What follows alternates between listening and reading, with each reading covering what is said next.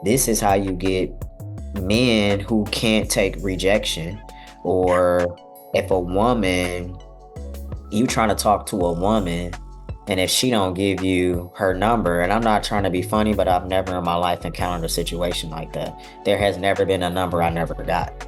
So I don't know what they was doing. But even if that ever was my situation, I cannot even fathom not having enough emotional intelligence to just keep going instead of trying to degrade her or get mad. Because I mean, you see stuff where guys really go off because they didn't get a number, or they say something, some goofy whatever, because you was approaching her, she ain't like your approach, or she just not interested, whatever that is. So I think that's why you get that, because being socialized as a man early on, you're taught that you can have any girl you want, whatever the case is. And so nobody ever said, hey, if you don't get that number, it ain't got nothing to do with you. Like, play it cool. She could be married. She could be going through a divorce. She could be gay. Like, welcome back, everybody, to another episode of the Thread Exchange podcast. I am your host, Brandon, along with your co-host, Xavier, and we are here to talk about, I think this is a very interesting topic. I know I say that all the time, but this one right here, we are talking about demystifying the socialization of transmasculine men. And what does that mean? We're getting down to the roots of not being socialized as men and then walking into your manhood and not having been recognized that for, X amount of years, if you 25, 30, 35, whatever. So we're going to be talking about that. And we feel like there's five important areas to cover with that. And number one, we'll get into the weeds really on the lack of preparation and development as children to be the gender that we always wanted to be. We're going to talk about our F to M transgender population, how we were not socialized as men, obviously, but how does that affect us today as transgender men? And also, we're going to share some high points on learning how to adapt in the world as a transgender man. And then this big fish, small pond theory and how it relates to us going through our transition and how that also impacts us. So buckle up, because I think we probably gonna go deep on this one. Yeah, we'll see how it flows. But before we go into that, I want you to take a moment to like, share, subscribe, send this out, send our channel out, our YouTube channel out to other trans folks or allies or whomever you think could benefit from our content. It helps us get deeper with our reach. So we appreciate you taking a few minutes. And matter of fact, before we even get into it, just go ahead and hit that subscribe button and help us out and get this word out. So, man, so let's start off with the lack of preparation and development as children, and how, growing up, you wanted to be recognized as one of the boys, one of the guys, and your parents, especially if you came from a very religious or traditional background, they just weren't having that. I remember always having to like constantly negotiate my identity and trying to show my parents like, yo, I'm the different one. I'm not, please, I'm the different one. Like, and you not understanding me that it's more about me wanting to play basketball. It's more about me doing, backflips on the mattress off the garage. Like, it's more, seriously, it's more than me wanting to fix on the car with my dad or rake the leaves, shovel the snow. I'm trying to tell you something. And as a kid, our minds are not developed yet enough, or we don't really have that language, or maybe even the comfort and the fearlessness to actually come out and say, I know these kids today are something different. I mean, they really saying some shit for real. Like, they really are. They 3 and 4 years old. Like, nah, mommy. You know what I mean? And Yeah, they I got the feel language. like, yeah, they have language. And I feel like we had the feeling. We just didn't Mhm. have like the language. And so always trying to balance that conformity between what your family wanted from you, growing up around friends who would shun against that. You would be afraid to even lose friends. Or if you wanted to make a pass on a friend, they're gonna run and tell their mom or just whatever. You know what I mean? So those are things that we just kind of had to go through growing up, you know what I mean? And really like not having that language, but still wanting to say, hey, I'm interested in male dominated sports. Like my wardrobe is masculine. The activities that I want to do are masculine. I have masculine mannerisms. Things that I say, I talk just like my dad. I'm 10 or whatever. It was like we were giving them so many clues of like, no, I'm not a tomboy because a tomboy was like a thing back in the day, but there were some straight women. Yo, I got this cousin, bro. My cousin Yeah. Lisa. Man, when It's I like, tell you my cousin Lisa, dog. Bro, she like that, but she is not, she into men. Like, but she would have been somebody in the family who you would have thought was gonna be a transgender man because she wasn't feminine like that. You know what I mean? She had sons, she raised her, you know what I mean? Like she was just cool as hell, always had a bankroll in her pocket. She wore the jogger fits with the one leg up and shit. She drove like this in the car. She had the tinted windows. Not like nothing about her, but she loved men, and at least I think she do. You know what I'm saying? Like I don't know. I mean, because that's who. If I had to like, and we all got somebody in our family who we're gonna be like, yeah, that would have been you. But you know what I'm saying? But it was that tomboy era where honestly, it was like acceptable to be. You even have some girls out there with mustaches, man. Like, have you ever seen a woman with a mustache and she was a tomboy, but she had a whole family and she was a wife? That was one of my cousins too, bro. I'm talking about. wow. And was that PCOS or something like that? I'm Or sure. Yeah, I'm sure okay. because that's what it is. Well, she didn't care because She didn't clearly. care. She wasn't cutting her shit, and like back in the day, man, I remember my dad told me this silly shit. He was like, man, girls with mustache, man, that shit's sexy. I was like, bro, something wrong with you. That is not sexy to me. Oh, You know mighty. what I mean? To be somebody that shows up in the world as a man, no, that's not sexy to me. But anyway, I'm saying all that to say is that we had the lack of preparation. We were not socialized as kids as the younger boys that we wanted to be. And so when you get into your journey of transitioning, you're going to find pockets in which, you know what I mean? Like that comes up for you, you know?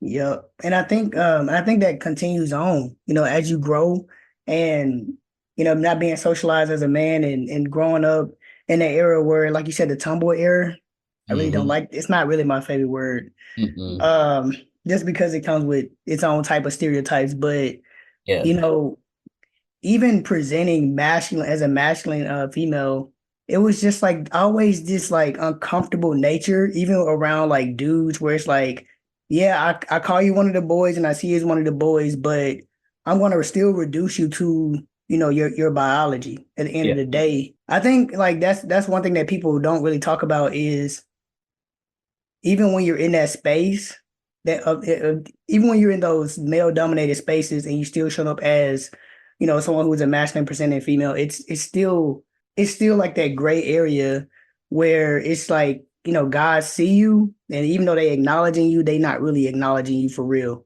because I'm not going to talk about certain conversations and things like that they probably are having behind your back, but Yeah. you Bingo.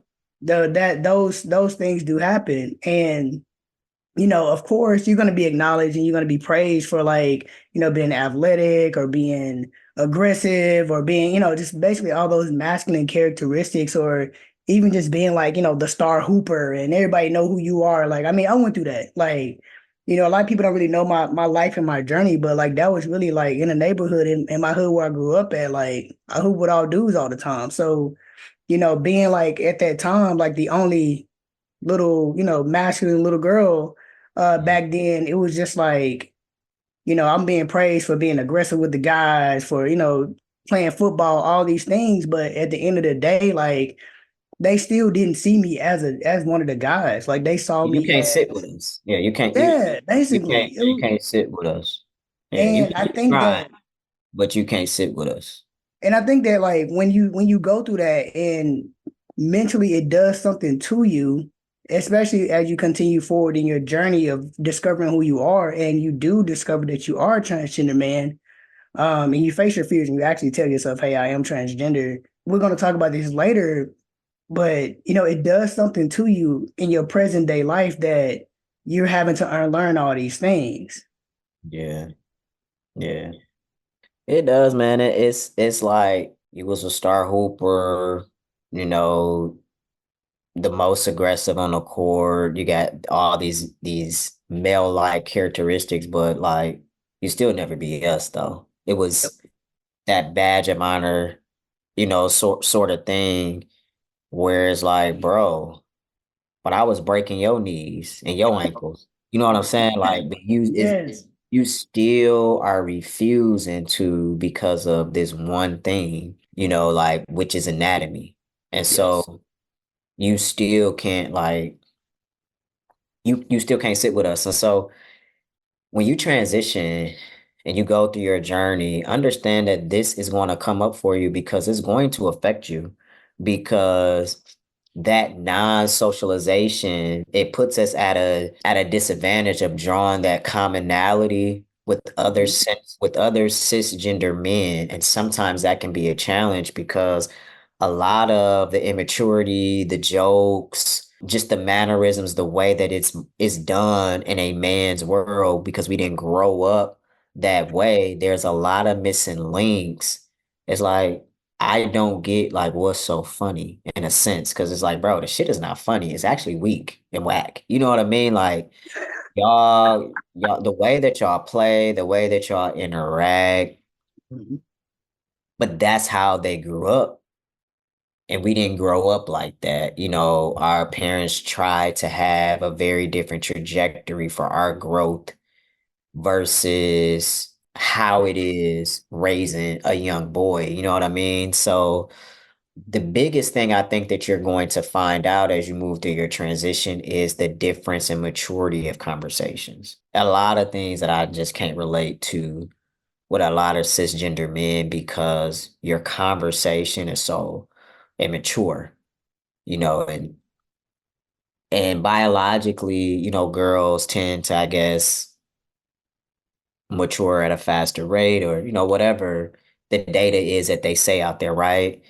That's a common myth. I do think that there are other guys out there that mature at a fast rate too. You know what I mean? I think it just depends on who your parents are, who your tribe is, and how they're dedicated to your growth as a person of character, your education, all that stuff. So I just think that you will find pockets where it's going to be a challenge having those friendships, relationships, and conversations with cisgender men because of the way that everybody was socialized as children. And so you'll find some cisgender men who are mature and others that are not, and you'll be able to know it quickly. Like the shit is gonna annoy you. Like a little brother or something. Shit. It's just Yeah.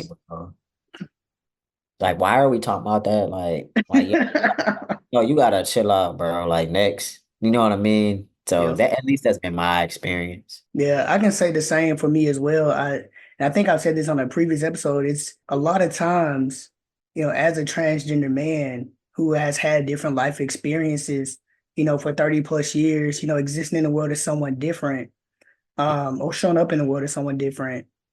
Some conversations or certain dynamics, just not my vibe. I Yeah. mean, it's just a lot of people I don't vibe with personally, but especially when it comes to this additional layer.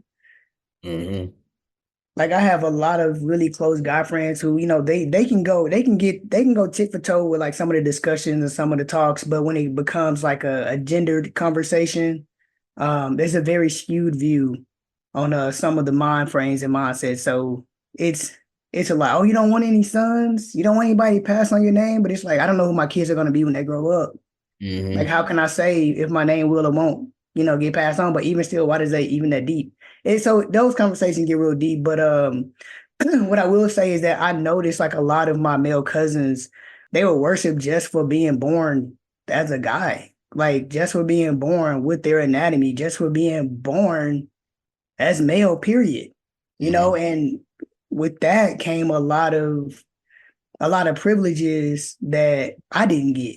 Yeah. Whether that was like the flyest gear, the stuff that I like, they got remote control cars, basketball goals, and things like that. So whatever it was, go karts. I'm not gonna go on and on, but it was Yeah. just like there were certain privileges. Oh, you can stay out past this time. You can Hmm. go over your girlfriend house, like Hmm. just certain things, but even still, like when it came to like seeing the dynamics of like my male cousins versus like my female cousins, like brothers and sisters, and just seeing like how their mom would treat their sons versus their daughters. Like they would love their sons and raise their daughters.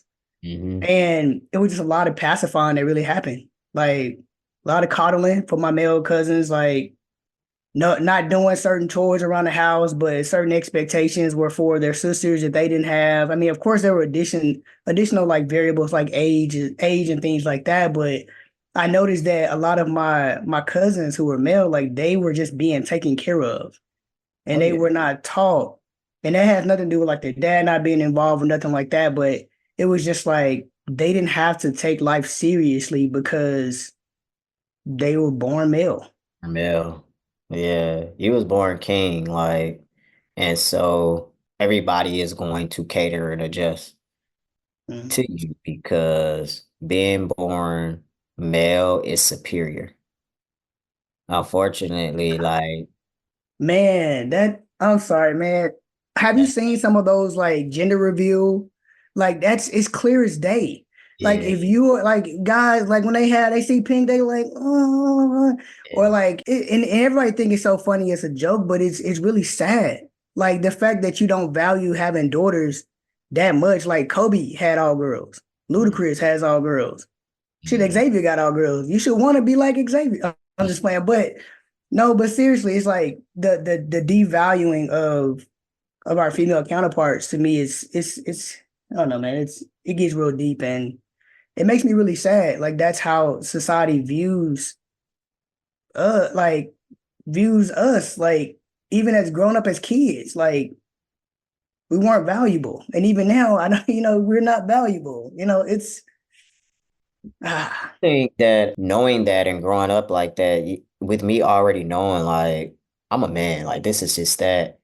But growing up like that, it was like that's what I want. I Mhm. want that treatment that my cousin is getting, or like it makes you want this, like, wow, that's how it is. Like, growing up as a boy, your mama is wrapped around, your finger like crazy. I Yeah. mean, I saw some troubling dynamics between fathers and their sons growing up. Now, so much we're changing the narrative, but I completely get what you mean about just the sanctioned privileges and just it's automatic, and you're taught from a very early age that you're very superior.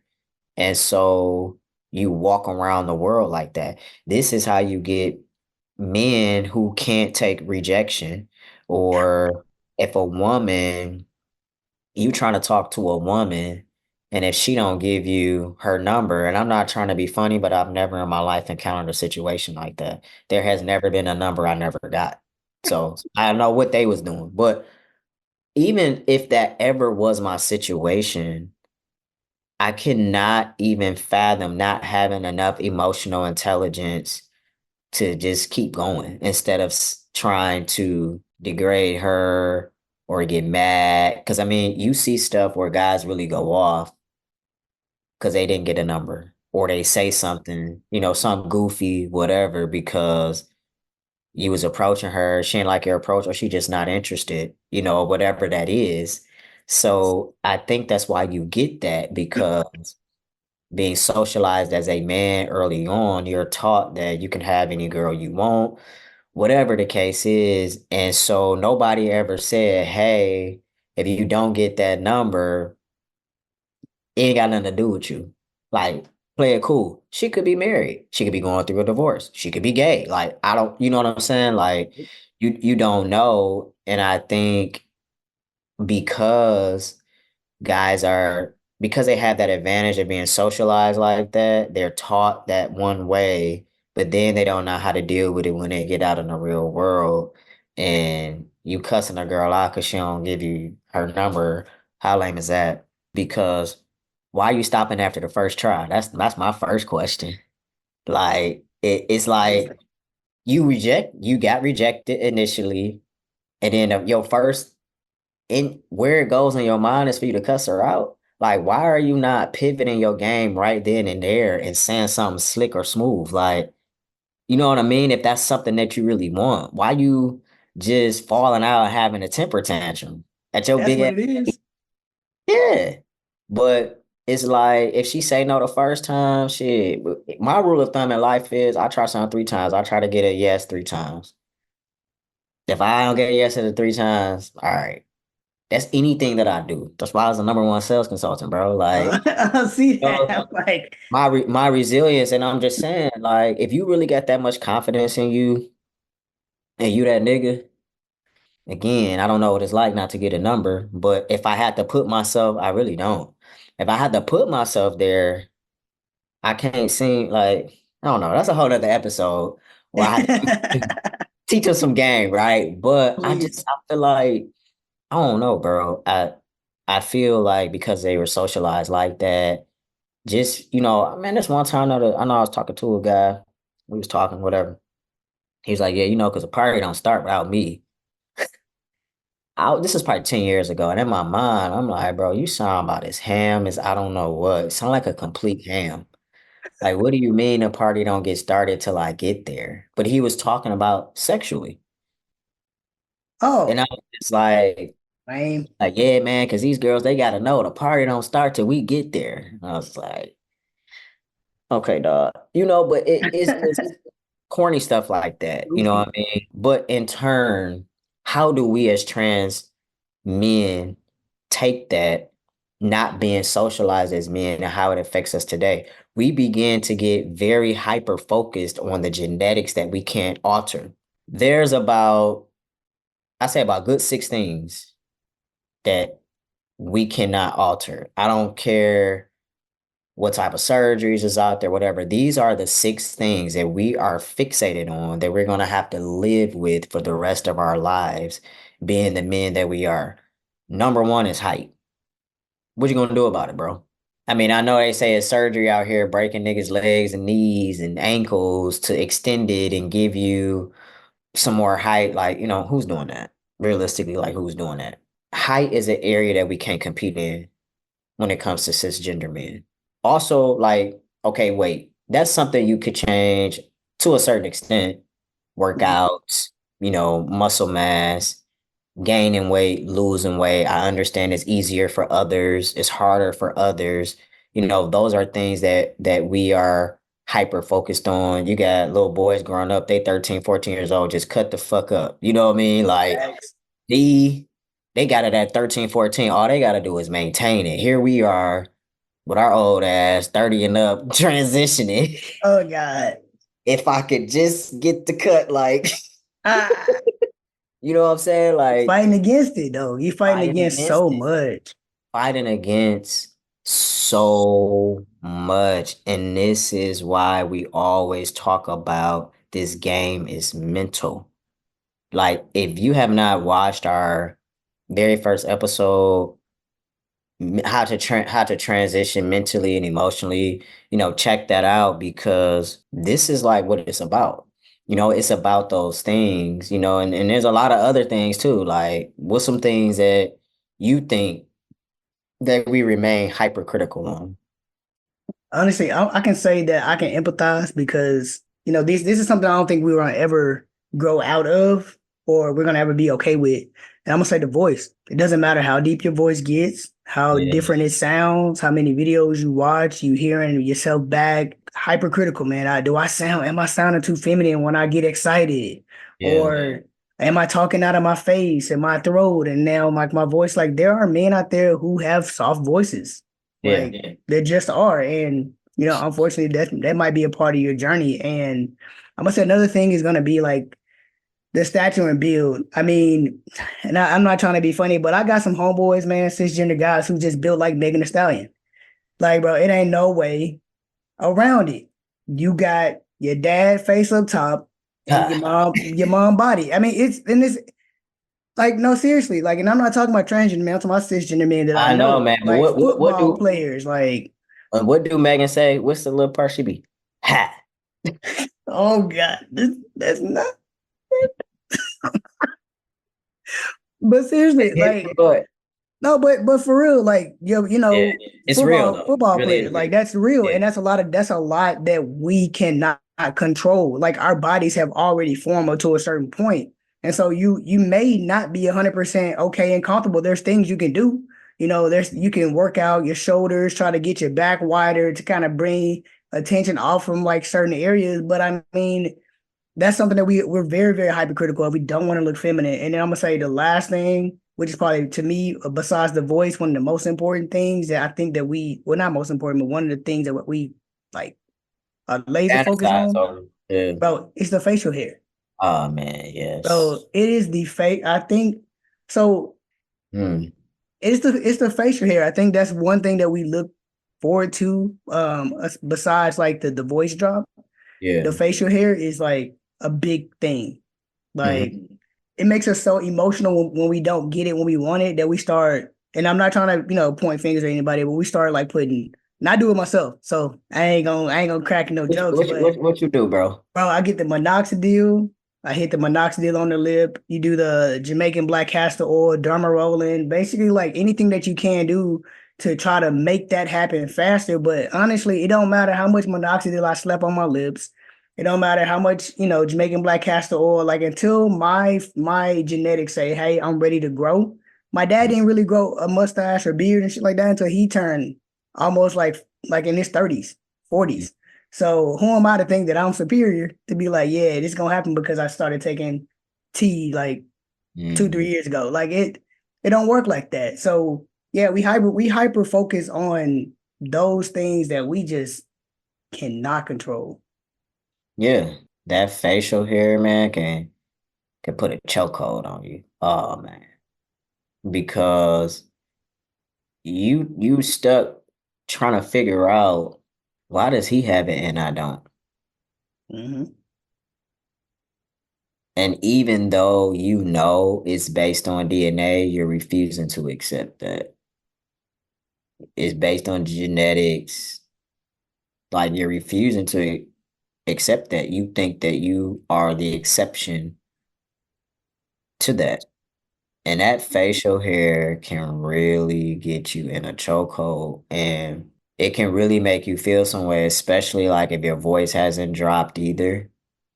And you battling against both of those. It's very hard to focus on, okay, hey, my transition, I still have X amount of years to go. Like give yourself to that point. And if it don't happen then, okay, it don't happen then, but you can't live in the future. You gotta, try to stay present, with it. And to your point about the Jamaican black castor oil and the derma roll and the minoxidil and all of that, there are cisgender men that use that as well. You know what I mean? Like, so, like, even my barber told me, like, you would be surprised how many guys I cut that really have struggling beards. Anthony Hamilton. No. Like, you know what I'm saying? Like, guys that really struggle with it and they just can't. Like if you ask them, do you question yourself as a man because you don't have a beard? What you think they gonna say? Hell They just no. gonna be sad. Right. I'm just sad about it, but does it take away from the fact that I'm a man? No. And but it takes away so much from us. You know what I mean? And I get it. I know it's a struggle. And I understand that. And even though I have a beard, I felt like that. I remember feeling like that. I remember like, damn, my voice ain't dropped yet. I ain't got a beard either. Like I remember like, damn, is this all I'm gonna get? You know what I'm saying? Like you go through those stages.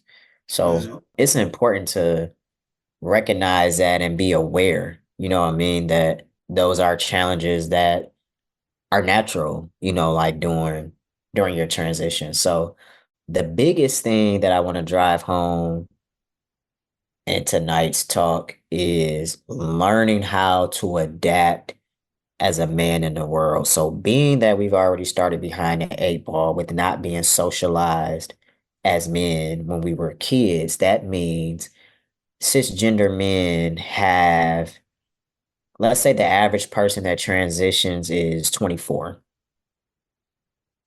That means cisgender men have at least 24 years of socialization and experience of being socialized as a man versus you.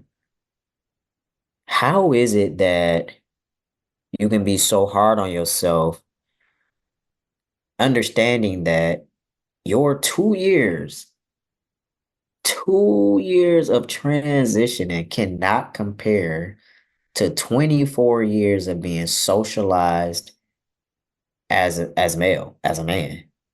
Like you gotta quantify it like that and put it into that perspective. Like that's like putting a 2-year-old behind the wheel driving a car and putting a 24-year-old behind the wheel driving a car. You wouldn't even do that, right? You wouldn't even compare because it's you can't compete where you don't compare. So having said that, what you have to do is you have to figure out what kind of man you want to be. And is that idea of being that man, is that actually healthy for you? Because we're already starting behind the eight ball being socialized as men. We have to learn to run congruent with the world as a man. We were not taught that. We didn't have the privileges, the coddling, the superior, like, oh, I'm gonna worship you, bow down just because you see him gone, big man. Nobody was calling us big man. Look at my baby. He's so strong. The shit that we wanted to hear, we didn't hear that. So we were not taught how to be men. And even though we may have had some examples or whatever the case is of men out there, fathers, brothers, uncles, cousins, whatever, yeah, it was like window shopping. Like I'm on the outside looking at the shoes I like, but like I can't touch it. I can't get inside of it. They didn't let us inside. Yeah, we gonna put on display and show you we lifting weights, we fishing, we hunting, we whatever, but now you can't come on this hunting trip with us. No, you can't, you know what I'm saying? So we didn't get taught how to be men. We didn't get taught like the mannerisms. We the stuff that we have, it was just naturally a part of us.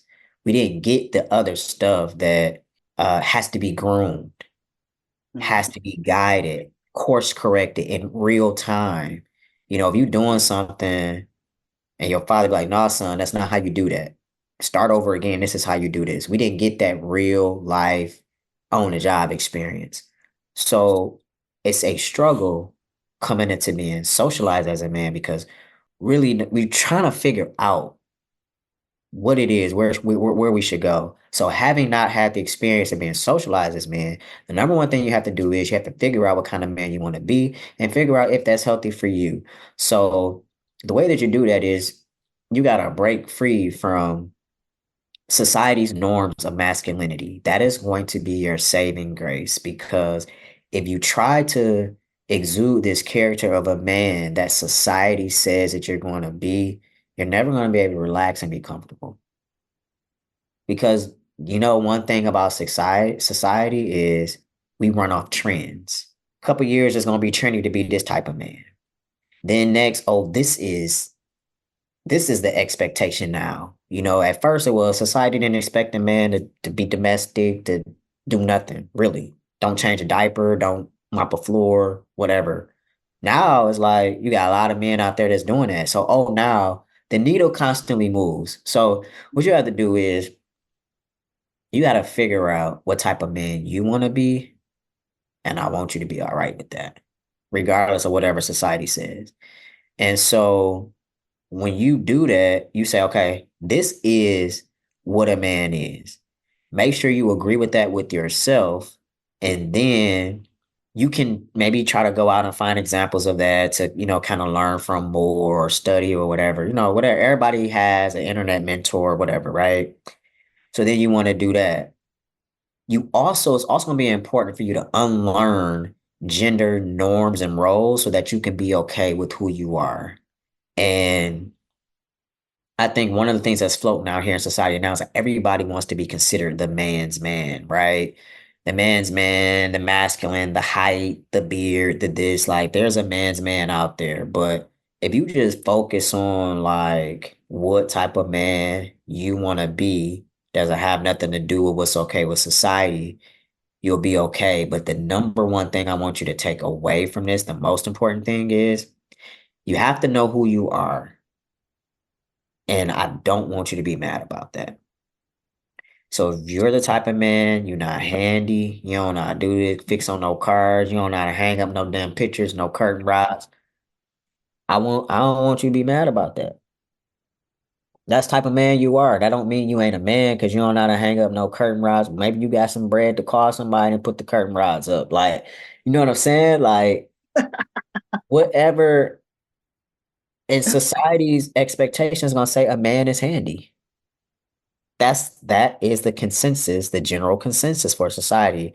Are you, because you're not handy, does that make you not a man? Like my father, he don't do shit.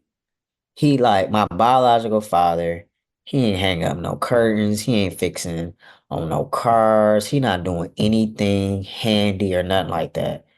But he was actually like really one of the biggest drug dealers in a tri-state area. Masculine as fuck, getting that money, right? Like whatever, you running all this, you don't even know how to hang up no curtain rod. So again, like what type of sense does that make? You don't even know how to do that. But again, it is he was confident in the type of man that he is, regardless of him hanging up curtain rods and stuff like that. So don't be mad about it. If you're a man that don't like domesticated roles, which that would be a man like me, I don't have a large responsibility of domestic roles in my house. My wife is okay with that because of all the other stuff that I bring to my household that balances that out. I'm not mad at the type of man that I am because I don't do certain things. Like I have to define the type of man that I want to be, who I am, and sometimes it may not work for your partner either. So you could either get a new partner or y'all can negotiate on whatever. But obviously you don't want to lose yourself. I'm not going to turn into a certain type of man because that's what somebody else wants from me. So the lesson to take away is you need to figure out what type of man you want to be. Is that healthy for you? And don't be mad about it. Yeah, and I think it's so easy for a lot of guys to feel like they have to be like a traditional man. You know, Mhm. a lot of us saw like examples of like traditional men, Papa Rolling Stone, in and out, not fixing anything, not doing anything, not being there, not being present. You know, dad not cleaning up anything, mom carrying the mental load and financial load because she's also working too. So we get so used to seeing those things that once we walk into our transition, we try to fit within that box of I'm just gonna be like a traditional man in society. Like it's very important. You know, Yeah. like Brandon said, if you don't get anything else from this, it's extremely important to know what kind of man that you want to be or what kind of man you are, and to be completely accepting of that. And honestly, it's okay to customize yourself. Like Absolutely. you don't have to be someone other than you. Customize, pick bits and pieces of the type of man you see. I mean, social media shows so many different examples of so many different men. You Mhm. know, men who are the breadwinners, who also do things around the house, who have stay-at-home wives, who hire housekeepers and maids, and I mean, it's so many different things. You don't have to be just one type of guy because this is what you saw growing up in your household, and this is how your household ran. Was it healthy? Was your Right. mom happy? You get what I'm saying? Is your partner happy with you? Yeah. So customize, like take bits and pieces and make a puzzle from all these different pieces of things that you see and guys that you see that you may want to, you know what? I like how he do that. I like how he talked to his wife. I like Mm. how he's there for his kids. I like this and I like that. And from there, you can be able to piece together and paint a picture or show like a photo or a vision. Let me say that. I have a vision of who you want to be and how you want to show up in the world. Yeah. And another thing to add to that, bro, is also understand that the man that you are is going to be for you, which means that has to work for the next person.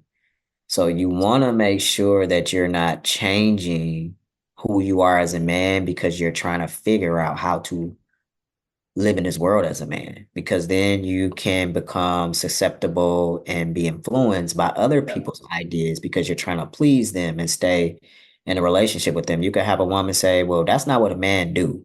A man does XYZ. And having her been with other men before, whatever, you may start to feel like, well, oh, maybe that is what a man do. And you're struggling to do this thing because it's not you, but you're trying and it Yeah. just don't quite fit. It's just hard. And it's always hard because you're trying because you don't trust your own judgment of what a man is because biologically we weren't born like that. So it's very easy to get caught up in self-pleasing, well, person-pleasing acts because you may think, well, she been with guys before, she know you're trying to cater to her definition of a man. And you may be able to make some changes if they're healthy, like Xavier mentioned, if they work. But some of that stuff, she trying to make you be handy, and bro, you just don't know how to do it. Bro. You don't know how to do it. You don't know how to, Bro, you don't know how to do it. hey, side note, I got a homeboy, man. This dude is not handy to save his life. Bro, I went over to this man apartment and put everything together. I hung his curtains, I put his bed together, put his nightstand, like Yeah, TV entertainment center, because that's just me. That's my strengths. So yeah, as a man, it doesn't make him less of a man because he called his homeboy like, hey, bro, can you help me with this? Or hey, I'll buy you a bottle. You come put this together for me. right, Like, yeah, whatever, got to yeah, play to your strengths, but that's not the kind of man he is, and you just got to right. be okay with So that. imagine him going to be with somebody that they number one thing they love about a man is being handy. How do you think that's gonna work? He can't change his definition of a man because that's like what she want. And it's like, hey man, I'll pay somebody to come and do this stuff, but and what if you don't have the money to pay? So now you stuck in a position because you're like, well, if I'm not handy, I'm not a man, which is why we're saying because we were not. Who's to say maybe if we were socialized as men, as kids, growing up, little boys, whatever, maybe you may have turned out to be handy. You may have. It may be but maybe you didn't. I don't know. But this is why it's important because we are already starting so far back. I think once you wrestle with yourself and you get tired and then you finally get to that point like, hey, look, man, I'm a man, even if I don't know how to change no headlight, I don't know how to change no tire. Maybe you can set out to find somebody to help you learn how to do those things if you have that desire, but you do need to determine like, what that is. And so the last part of this is being socialized as a man can come as a shock because you were used to being a part of that big fish, small pond theory. And so basically what that means was, as a masculine presenting woman, stud, whatever, you are highly sought after, in your community, obviously, because the population is very small. And so as the masculine presenting stud, you at the top of that value system, you are the man in that community. Mm-hmm. You know what I'm saying? So like, with that being stated, you get a lot of that male privilege, coddling, like all of that stuff. You get that in that role because everybody wanted them a stud. I don't care. Everybody. why did everybody want to stud, bro? Because you had that type of confidence. It's the energy where you can get away with exuding your masculinity and a little bit of femininity too. You weren't held to expectations. Like you ain't acting like no stud. You know what I'm saying? Like it's Yeah. like a stud is not unless you was a STEM. That was another You going thing. deep. You going deep. Yeah, because once you categorize yourself as a STEM, you off the hook of being masculine. Facts. When you categorize yourself as a stud, like I need to see more masculine energy from you. That's what that is. And so, like back in our day, we were at the top of our value system as a masculine presenting stud. You know what, dog, bro? You just made me think about Bugs Bunny when you used to do that shit. Oh Cartoon. man. But it's so funny that I mean, like, bro, like, and it's the truth. That's the crazy part to me. Like, bro, it was the biggest. Mm, It was like the biggest, like mentally. Let me center myself. So the big fish, small pond theory with the LGBTQ community, and once you go through your transition and the world now sees you as a man, like you are literally invisible.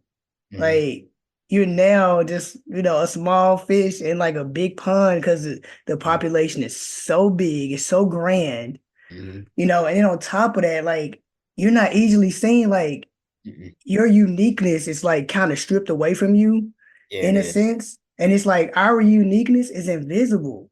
Like Mm. people You don't don't know unless we know tell unless we them. tell you. Yeah, they don't know unless we tell them. And it's like that I think that's one of the hardest things that's one of the hardest lessons and realizations that a lot of guys go through because they go from being a top of the food chain, star athlete, everybody know who you are, famous in the city type deal, and then you transition and then it's like you just a regular Joe, you're a regular guy. Like it's nothing different from you and this other guy over here. You got Yeah. nice clothes, you got a nice car, you got a nice house, so does he. Yeah, and you don't have that like in the LGBT community like that. And there was no equity really. I mean, it was like a large gap of resources. And so, you know, being at the top of that value system, it's like if I'm gonna be with a stud, I'm about to be with Brandon. I'm about to be with Xavier. Like, you know what I'm saying? Because I don't see no other studs doing what you doing. And Right. it's like you become that highly sought after, most wanted because there were not a lot of other studs that could be in your bracket Facts. because the population is small. It's like people who grew up in a small town of 3,000 people and you popular, everybody know you. Then you come live in a city and it's 600,000 people in the city, don't nobody know you no more, bro. Yeah. So that's what it is. And that's probably going to be, if you were ever at that top of that value system, for me, I struggle with that. But because I have a wife, a lot of other stuff was obsolete because I'm not on in the dating world or anything like that anyway. But for those of you that are single or whatever, that was at the top of your value system, and then now you're coming to a playing field where you're not the only man that's making bread. You're not the only man that got good credit. You're not the only man with a fly ass crib, a fly ass car. Like the competition is greater for you. And so because you missed that really critical piece of being socialized as a man growing up, it can affect you because growing up being socialized as a little boy, you are the small fish, big pond. Like you know how to navigate that. You know that it's 50 other niggas that can talk to the same girl versus five other studs that can talk to the same girl. You already know who she wants. She want me. But it's different. So Yes. that's why you have to figure out what type of man you are and really work to be, you know, confident in that. And that's gonna take some work and just realize that it's not a fair game. They got way more experience of being socialized than we do. So, you know, like that's the difference. That's the difference. Xavier hit it on the head. Our uniqueness is invisible unless we go around outing ourselves. Hmm. But I do want to leave y'all with this one point. Trans guys are in. They want trans guys. We are highly wanted. But because we don't want to say that we are trans, you're not going to capture that attention. The ones that are out and saying that they are trans, I personally feel like it's because they haven't really learned how to pivot without that attention, Hmm. without that socialization. Because it's one thing to do it for educational purposes to help other brothers and stuff like that, right? There's another thing to be outing yourself because you want that attention. So I think it's two different ways in which people do that. That's facts. Yeah. That is facts. That's what I think. So, you know, though you can tell the ones who do stuff for attention, you can do tell the ones that do stuff for educational purposes. And I think the ones that are doing it for attention is because if you was a good looking stud, you got a lot of attention. When you become a good looking man, like girls are not coming up talking to you like how they did when you were a stud. You gotta go. You know what I'm saying? So for y'all in that dating space, you know, like just try to give yourself like that grace and understanding to know it's that 24 years versus 2, 3, 4, 5 years on T. You know what I mean? That you're at. But before we wrap up, I just want to do something real quick. And he don't know I'm about to do this, but what I want to do is I want y'all to help me wish my brother a happy early birthday.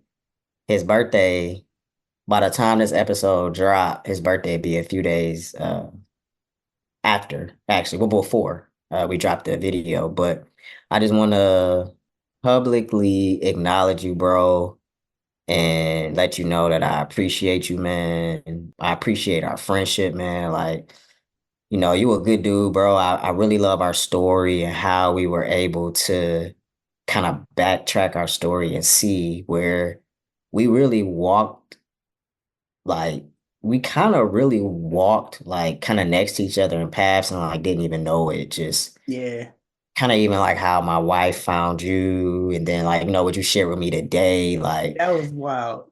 yeah, just it was like we were making, you know, our way to each other, to be in this moment, man. And I That's right. mean, yeah, it is. And even like my wife was just like, wow, that's crazy. Like how everything kind of just like came full circle. You know what I mean? Yeah, It's dope actually.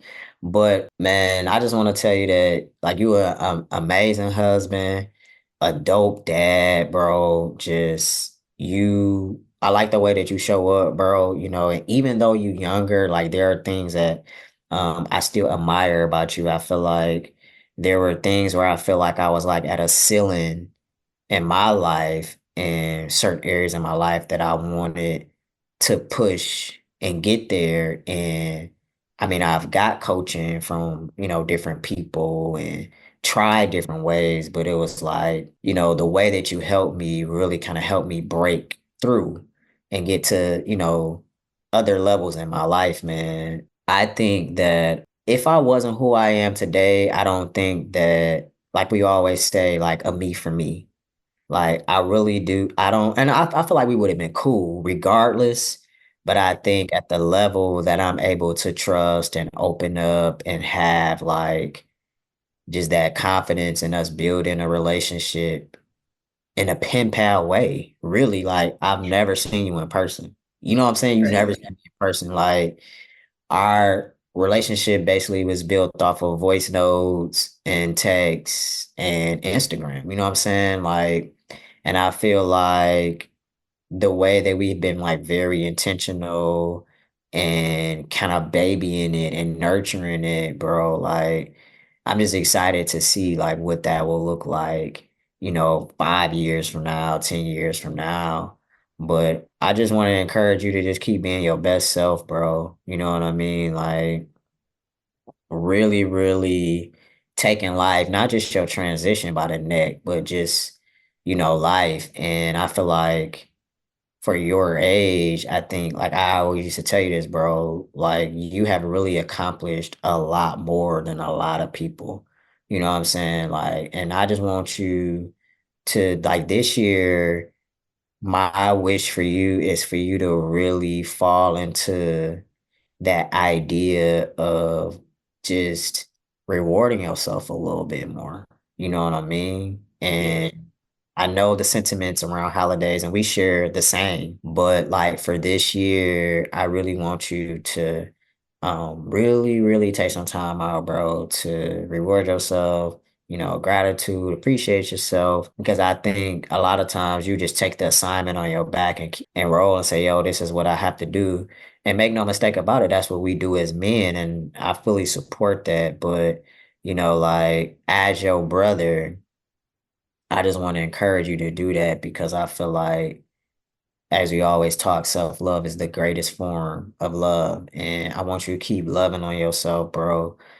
Keep encouraging yourself, man. Like, keep speaking life into yourself, man. And I just wanted to wish you a happy birthday, Xavier, man. Like, appreciate that, man. I love you, Man, dog. Like it's been a beautiful journey, with us, man. And I just wanted to, let you know that wanted to wish you happy birthday and let you know how I appreciate you, dog. man, thank you. Man, I'm a Pisces. You know, we get a little awkward when people start recognizing us for real. So And it's all good, bro. It's all I'm good. grateful. I'm Yeah. grateful, bro. I'm honored. I'm honored to be here, man. And like I say all the time, I'm just happy to be here. It was a lot of times that I didn't think that I would, see particular ages or that I would even be in this space. And I've talked myself out of, my transition for years before even stepping into this space of Mhm. honestly of unconditional happiness, that I felt. And this is probably the best my life has ever been. And this has been, I'm gonna say this year, well, this past year has been the absolute best year of my life. I One of love the it. best years of my life.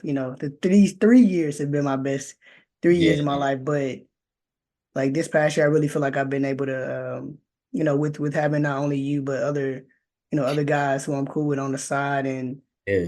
and you all have just poured into me in so many different ways where I'm able to show up as this person. So Mhm. I'm grateful. I'm honored, that you all think so highly of me or that you think so highly of me, and you really wanted to just give me my flowers. So, bro, I appreciate that.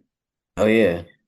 For sure, man. Well, we finally have concluded this episode. So like, share, subscribe, share this with your brothers out there. We hope you enjoyed it.